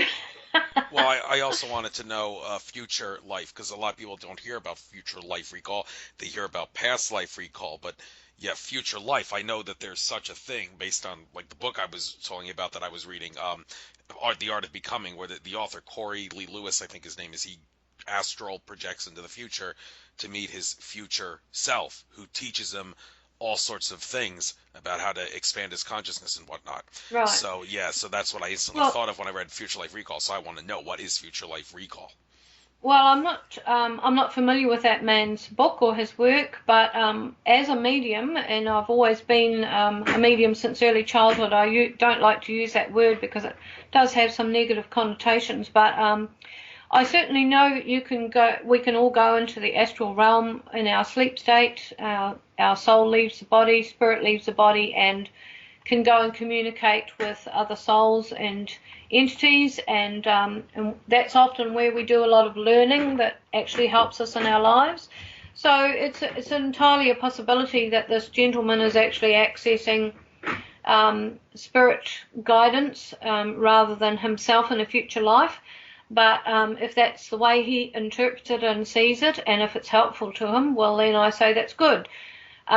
We often learn things in our sleep state that help us in life. We often go through problems and look at them in depth before they actually even occur in our daily life. And I've certainly experienced that, precognition and pre-understanding of things before they've occurred. So I think that there's a great deal about the mind and consciousness that we don't understand yet, and it's difficult for a person coming into the subject, being faced with all these different theories and analyses, and knowing what to make of it. Thank you. Looking at another one here on the list, evidence of reincarnation of life or life between lives. John Lear, mentioned him earlier, another thing he's talked about is that here on Earth there is he says there's 7 levels of reincarnation. And when I heard that, you know what that reminded me of? That reminded me of what Andrew Bartz, the Akashic Records reader, has talked about how Earth was originally created as a 7-dimensional seed planet. And what is the significance of 7 dimension? Well, I've heard some say that once you get to the 7th dimension, there is no service to self behavior anymore. I mean, the 6th, the 5th, and the 6th dimension, they're much more wonderful than the 3rd or 4th dimension and such. But even there, the entities exhibit some sort of service to self behavior to some small degree. But once you get to the 7th dimension, it's all service to others. And you can, if that's the case, then you can make the argument that Earth was originally created as a place for entities to learn how to become service to others entities. And hearing him say, John Lear say, there's 7 levels of reincarnation, I wonder, okay, is that the same as the 7 dimensions that we're talking about? And when it comes to human reincarnation and life between lives, at a Mount Shasta conference that I was at a couple years ago, one of the speakers talked about how there is a hierarchy of sorts that humans, or anything that lives on Earth, would have to go through. It starts out as like a mineral, and then you become a plant, then you become a one-celled organism, then you become an animal, then you become an animal that's a pet of a human, and then you become a human. Now, is that 7 or 6 things? I think that was only 6 things, but maybe there is a 7th one in there, and that leads me to think, okay, these 7 levels of reincarnation that Lear talks about, these 7th dimension seed planet that Earth is, and also these like different levels of hierarchy that a human goes through when they reincarnate up to a human, are they all one and the same? So what do you have to say about my hypothesis here, Suzanne? Well, firstly, the idea that we have a progressive incarnation from like a mineral or a rock up to something else, and up to a plant, and up to an animal, and finally we graduate to being a human, I actually don't agree with that. That's a very Buddhist way of looking at things, but I certainly have talked with people who have memories of being particular organisms or whatever after they were also had a life as a human. And I'd like to remind you of what I talked about earlier on, where when I was the little spark of consciousness in a greater field of consciousness, I was offered 2 lives, and one was as a human that I am now, and the other was as a sponge-like object or organism on a planet with newly developing life. And I was told that the level of commitment and intelligence required for both of those lives was equivalent. So even though I could have incarnated in a white sponge-like organism, I would have still had the same level of intelligence and commitment to a task as what I have in this life as a human. So I don't think that we can differentiate too much between plants, stones, rocks, and humans, etc., because we're already finding out that animals are far more sentient than we ever gave them credit for, as are plants. There's plenty of scientists. I'm in touch with a plant physiologist and neuroscientist in New Zealand here, and we know that neuroscientists and plant physiologists are looking at the intelligence of plants, how they communicate, how they form communities, so to speak, how they feel what appear to be emotions. So I think that as we evolve more spiritually and gain a greater understanding of ourselves, we are also gaining a greater understanding of what else is around us, and we are dropping some of the arrogant attitudes we've had towards other species and companion species on our planet, but also our arrogant attitudes we've had for centuries of that we're the only ones in the universe, we're it. There's no one else out there. And of course, in recent years, astrophysicists and astronomers have proven to us that there are thousands and millions of potentially life-sustaining planets out there. So the more we discover, the more we're having to drop away some of our preconceived ideas about these things. As far as 7 levels of reincarnation, I don't know anything about that. I only know that in the story I told earlier on, the account of coming into this life, I was offered certain interim steps, and I was told that there's a set number of the usual number of interim steps that a soul would come through this governing body, which sounds similar to what you were referring to, that looks after the souls and the reincarnation of souls on the planet, but that there would be certain interim steps added to my journey into pathway into a new life.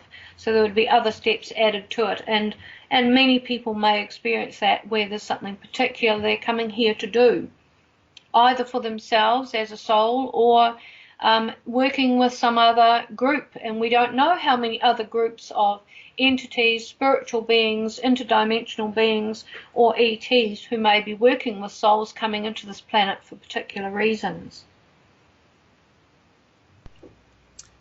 Thanks for giving your take on that. I had no doubt that there could be times where the hierarchy that I mentioned could certainly be broken for reasons of experience, that you might incarnate as something else out of order or something. But that's a whole other can of worms. I'd like to switch gears now and talk about something on the UFOCUS New Zealand Research Network website, a specific page, aviation here, New Zealand Aviation and Military UFO UAP sightings and reports.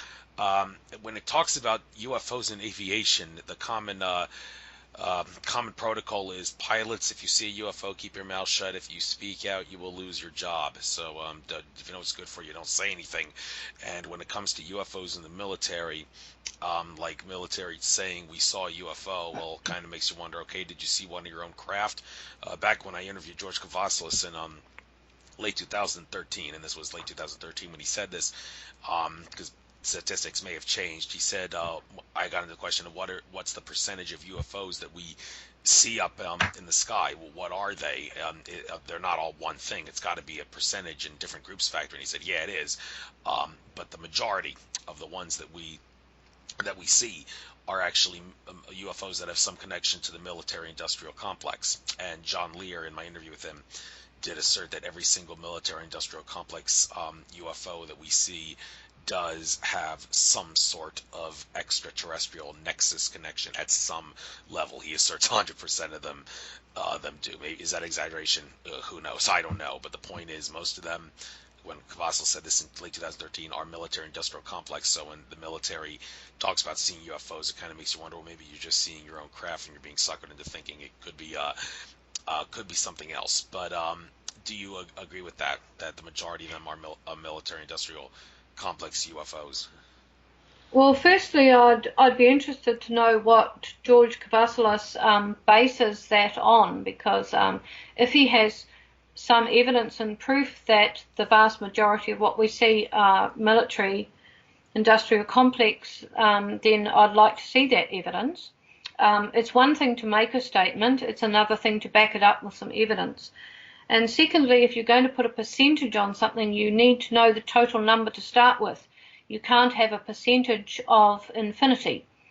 You can't have a percentage of a number you don't know. So when I hear people say, oh, well, 1% of UFO sightings are actually alien craft, they don't know the total number of UFO sightings, so how can they come up with the 1%? I kind of smile to myself when I hear these kinds of things being bandied around. It might be impressive, but it's not logical. In terms of the military pilots and aviation people, I think that the idea that you might lose your job may exist still, of course, in some countries, but I think that perspective is largely starting to drop away now. My friend and colleague who passed away 2 years ago, Graham Opie, who was my right-hand man in UFOCUS NZ, was a practicing air traffic controller here in New Zealand when he agreed to become part of UFOCUS NZ and research UFO sightings, and in particular, in his case, the aviation sightings. He had to ask permission from civil aviation in New Zealand, and they were quite happy for him to do that. He was able to provide ATC information about what aircraft might have been in the air at the time of certain sightings, etc. And he had a stunning sighting of a UFO that occurred 17 kilometres south of the air traffic control tower when he was on duty at the time. So he had a particular personal interest in it as well. A lot of the pilots who come to us are retired now, and they weren't brave enough back in the 70s and 80s, 90s to come out and say that they'd seen a UFO. They would couch it in other terms, or they wouldn't report it at all. They'd agree, co-pilot and pilot and crew, that they weren't going to reveal it. but some did, and some suffered terribly for it.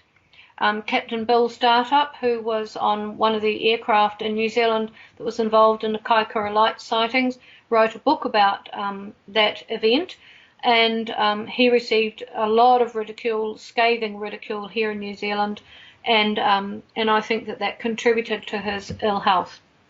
So it is a risk for people to come forward, but as time has been going by, more and more pilots and military people have been coming forward. We had a reporting of a sighting of an actual craft by a person in the military here in New Zealand, reported it to us. I asked them if they had got permission from a senior officer, and they said yes, they'd been told it was fine. And when the military here, the Air Force, revealed their MOD files, they stated that anyone having a sighting of a UAP should contact the police or a civilian reporting system like ours. And they basically wiped their hands of all sightings and said that they could be explained by natural atmospheric conditions or natural causes or misidentified aircraft. So they very neatly, along with the British, Canadian and Australian Ministries of Defence, they very neatly have avoided any further responsibility towards reacting or commenting on any UFO sightings by making statements like that, by releasing files and saying, oh, this is all we've got, so we're washing our hands of it now. They really have relinquished all responsibility to have to answer questions in the future, and I find that very interesting, that they would suggest people go to civilian UFO groups or the police, who are, of course, not resourced or trained to deal with such events.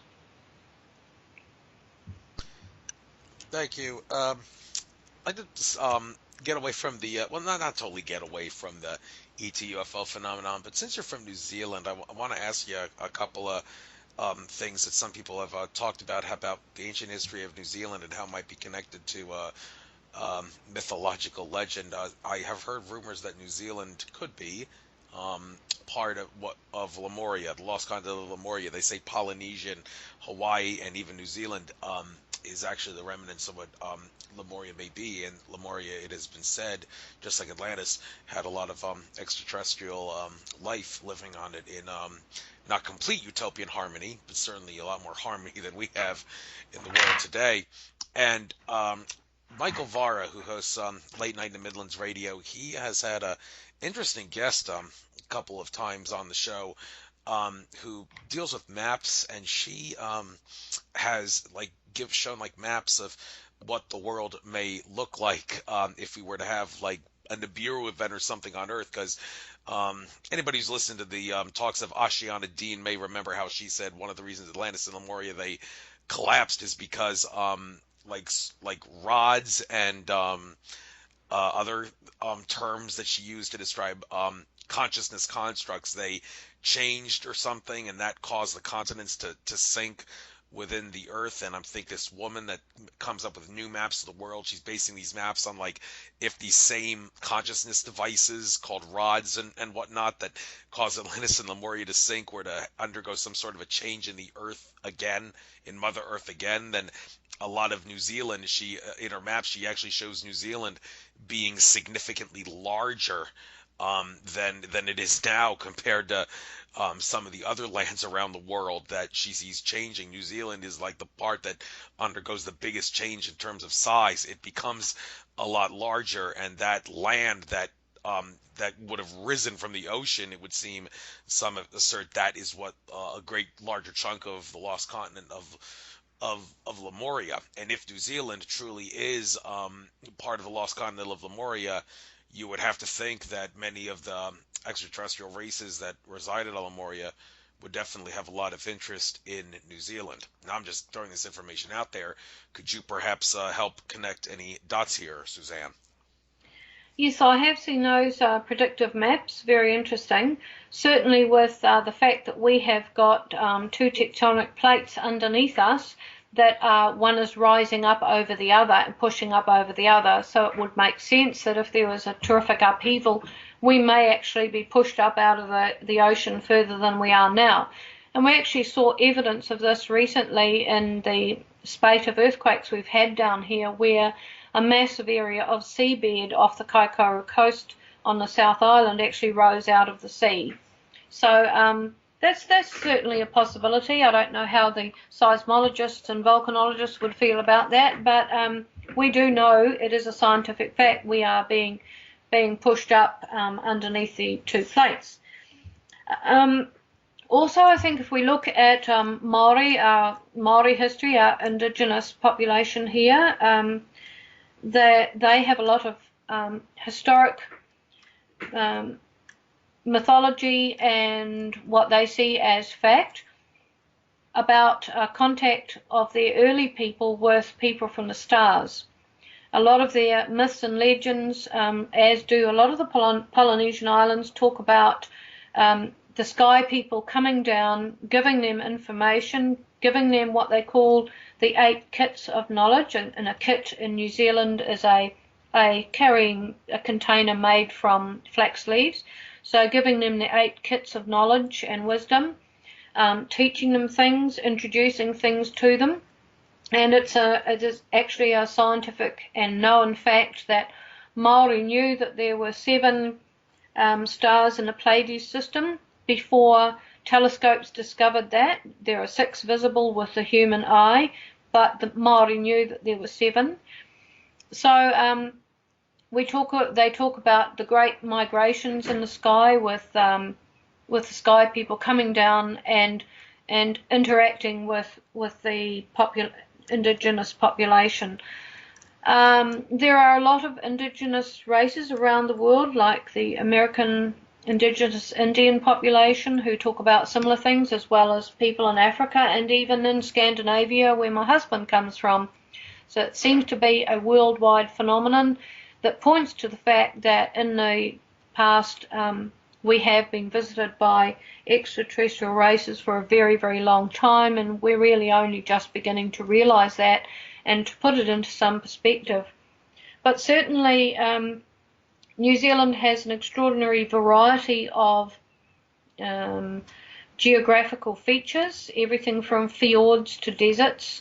So it is a very small example of many other much larger countries in the world, all compressed into a tiny country at the bottom of the planet. And we do see a lot of activity in our sky. As to whether it's all military and coming from Antarctica, as many whistleblowers say, who knows? But certainly some of it is obviously of extraterrestrial origin, or using extraterrestrial technology at the very least. Yeah, you mentioned Antarctica just now. A lot of that's been in the news a lot recently. Brad Johnson, ET contactee for Jonas, he did a recent video where he talked about it. He said, yeah, a lot of the pyramid structures, like the show Ancient Aliens recently did a Antarctica episode, and they talked about how there seems to be pyramid-like man-made or ET-made, or maybe humans guided by ETs, as Eric von Daniken would always assert, pyramid structures on Antarctica, and that is some of the lost continent of Atlantis. Now, how exactly it got from where Atlantis was thought to be in the Atlantic Ocean down to Antarctica is a whole new other story. I don't think he really got into too much detail about that. But the idea that that Antarctica, there's a lot of UFO activity down there. They allege, maybe because of the alleged openings of the poles that lead to hollow Earth, if they exist.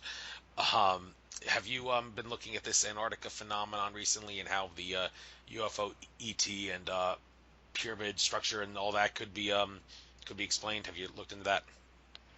No, I haven't looked specifically into activity in Antarctica, but we do have some very unusual things in our country here that have been, what we believe, most people believe, has been silenced by the government or by officialdom. And that is, for example, they discovered in the north of the North Island a wall in the bush, deep in the bush, that is very much similar to what the pyramids and many of the South American structures where there are large blocks of stone with extremely straight and careful edges that just fit together perfectly. And because Maori lived in small communities where they lived in structures made out of, wood and rushes, etc., they did not have big structures made out of stone. They were not stonemasons. We have to wonder how the structure got there and what it is a part of. There are parts of New Zealand history and a number of researchers in New Zealand researching these strange anomalies, pyramid-like structures, etc., even in New Zealand, that have not been given significance in the past, but in light of what's been discovered overseas, it takes on a new significance, and people now are questioning, well, what is this? How long has it been here, and who built it? Hopefully a lot of those questions will come answered. Speaking of questions becoming answered, or lack thereof in some mainstream media cases, I'm noticing here on an interview thing, it says New Zealand 60 Minutes TV documentary on UFOs featuring UFOCUS New Zealand staff. Okay, I haven't watched that, but out of curiosity, did this documentary make a mockery of you guys, or did they actually take you seriously? Actually, Andrew, it was very interesting because I was approached by the producer who said we'd like to do something on UFOs. We haven't done anything on UFOs for a few years, so we thought we'd like to, and we'd like to interview you guys. And I said, who else are you going to have on this documentary? And he said, oh, we're going to have some experts, some UFO experts. I said, okay, who are the experts? And he proceeded to name, a professor of this or a professor of that, a PhD, etc. And I said, okay. As so-called UFO experts, have they ever investigated a UFO sighting or gone and interviewed someone who's had a sighting? And he said, oh no, but they're experts. I said, what you mean is they have university degrees or qualifications, but they're not experts in the UFO area. And he said, oh, well, if you want to put it that way, but they're the experts, we'd have to consult them. And I said, who else would you have? And he said, oh, well, we'd have to have some skeptics. I said, okay, then I'm not interested. And he said, oh, no, don't be like that. We have to have skeptics to present the other point of view. And I said, well, no, because they don't investigate UFO sightings. They know nothing about it. And it's just a game to them to, there's a difference between skeptics and debunkers. And most of the people you bring on are debunkers. A true skeptic asks logical scientific questions and seeks answers to them. And I don't have a problem with that because that's how we operate. But I don't like debunkers who are mindless. And so they said, oh, okay, oh, well, we can't do it then. So they came back again after a while and said, actually, we really want to do this. And to cut a long story short, we would only agree to do the program with them if they excluded the skeptics and the so-called experts and allowed us to present evidence and etc. So they finally agreed to this, and they got well over 60,000 hits on their website of people watching it. It was their network record of the amount of people who'd hit their website to watch a program. They were absolutely astonished at the results, simply because New Zealanders are sick and tired of the debunkers rather than people who actually have something intelligent to say about the subject or some intelligent research to put forward that they can back up.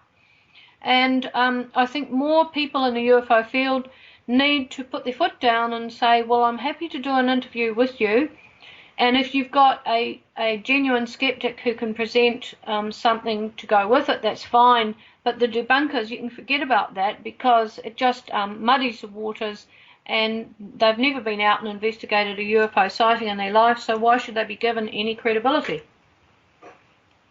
Reasonable question indeed. All right, I think we'll have one more question, and then we'll call it a night, or in your case, call it a day, because you're in New Zealand. Latest news, New Zealand MOD declassifies and releases UFO files. You touched on this earlier, but when it comes to the military and the government releasing UFO and potential ET files, we all know how much of a joke it can be. Just ask Stanton Friedman. Like, one of the funniest things I've ever seen in all of UFO and ET cover-up history is seeing Stanton Friedman hold up those papers that he was supposed to have gotten from like the CIA and such regarding UFOs and craft and flying saucers and from Freedom of Information Act, and like all but less than 1% of the pages are blacked out. One page even says "deny in toto," and it's like they're trying to say, okay, we obviously have something to hide, and we think you're stupid enough to not realize it, so we're just going to black everything out in your face. You have to wonder, okay, would the New Zealand MOD do the exact same thing, or did they actually take the request a little bit more seriously to disclose stuff? Most of the stuff that came out in the files is stuff that was already in a public domain anyway. So there wasn't a lot of new stuff in there at all. We went through it with a fine-tooth comb. Pretty much we asked for the disclosure of these files as a public information exercise to get the public thinking about these things, and we were successful in that with the advent of that 60 Minutes program. But no, they didn't release all their files. We know that there's still some hidden away somewhere, because we've certainly got archival evidence of quite phenomenal sightings where the Air Force personnel back in the day, in the 60s and 70s, said to the witnesses, if you talk about this, we'll deny it and we'll discredit you, so don't even try. And those files were put away and have not been released. If they were released to the public, people might have a different perspective on things. But nevertheless, they've washed their hands of the whole thing through the release of those files, which were only the Air Force files, not the Navy or the Army. But it's interesting to note that there were over 90 air pilot sightings in the files, and very few of those were actually investigated. There were memos on them, and if there were reports written, they were not in the files, or there was no report written at all. So even members of the military who'd had UFO sightings, it appears from the files that their sightings were given no credibility whatsoever. I'd just like to add that my book, The Dual Soul Connection, The Alien Agenda for Human Advancement, is available on Amazon, both in paperback form and in Kindle ebook. Yeah. Also, why don't you quickly give out your website and your contact info for anybody else that may want to reach out to you? Yep, I'm available to be contacted at www.ufocuснz.org.nz, and also at www.communicatorlink, all one word, .com. My email addresses are on there.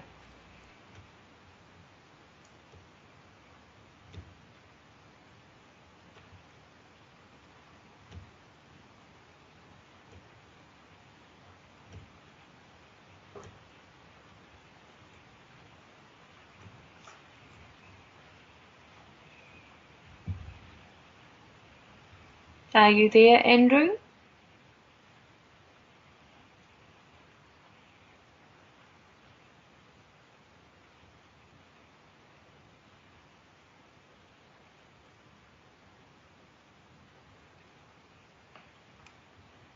Oh yeah. Are you still there? Yes, Yeah. what So happened? I just realized I was on mute. How long was I silent? Quite some time. Oh, sorry about that. Yeah, I was actually trying to. I was just putting the last few words on there, saying good luck on your future endeavors. It was a pleasure having you on. I will make sure I upload this to YouTube, and also Okay. yeah, put it on your page and all that when it gets That'd uploaded. be great. Yeah. Thank you, Andrew. And I've sent you an email with some images in case you want to use some images. Okay. Thank you very much. Okay. Thank you very much, Andrew. And good luck. All right, Dave. All the best. All right, so long. Dave Champion tomorrow, and Nick Redfern the day after tomorrow. Goodbye.